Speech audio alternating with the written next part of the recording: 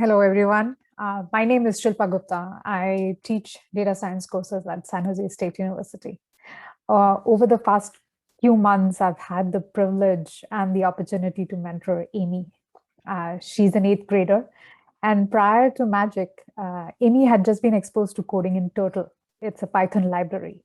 So as a next challenge, we started to explore making games in Python using Pygame.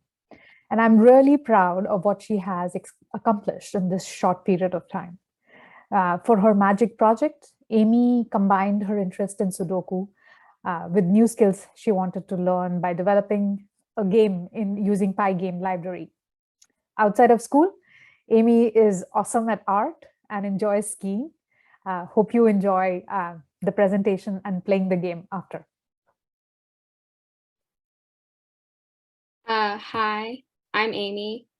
So my mentor is Shilpa, and she teaches data science at San Jose State University and has a PhD in industrial engineering and applied statistics, and she enjoys reading books. So I made a Sudoku game using Python and Pygame, and it's very hard to create. So it's very hard to create a Sudoku game. So we started off with a code we found online to make a grid, and then we changed it so that it can also make a 4x4, and then start by adding numbers at the beginning and you can actually play it.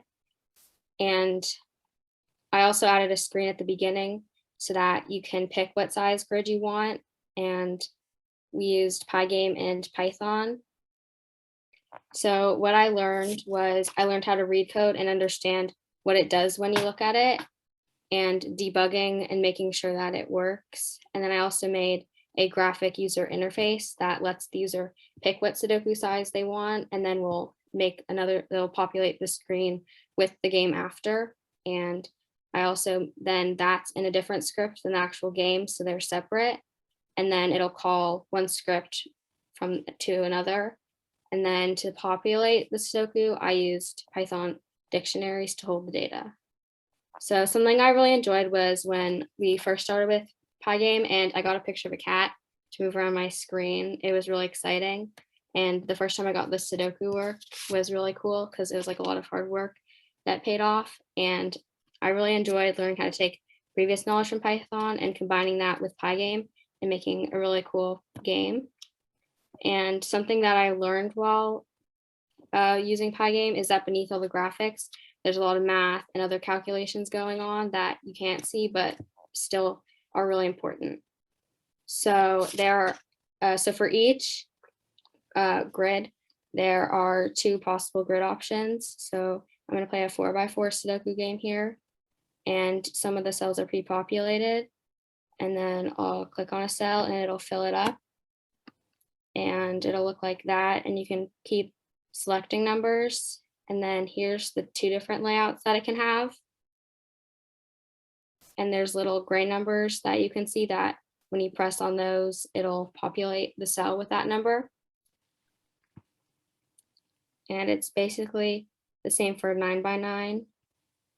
You just click on the other button and then it'll populate the 9x9 grid instead with the same code that we used. And then also when you press on a little gray number, it'll get rid of that number from the row, column, and then like the bigger section, because you can't press that one anymore because it's like regular Sudoku.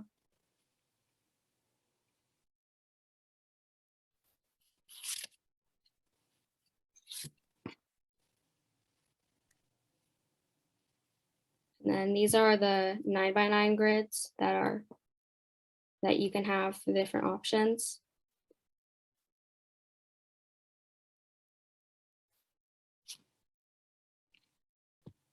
Thank you.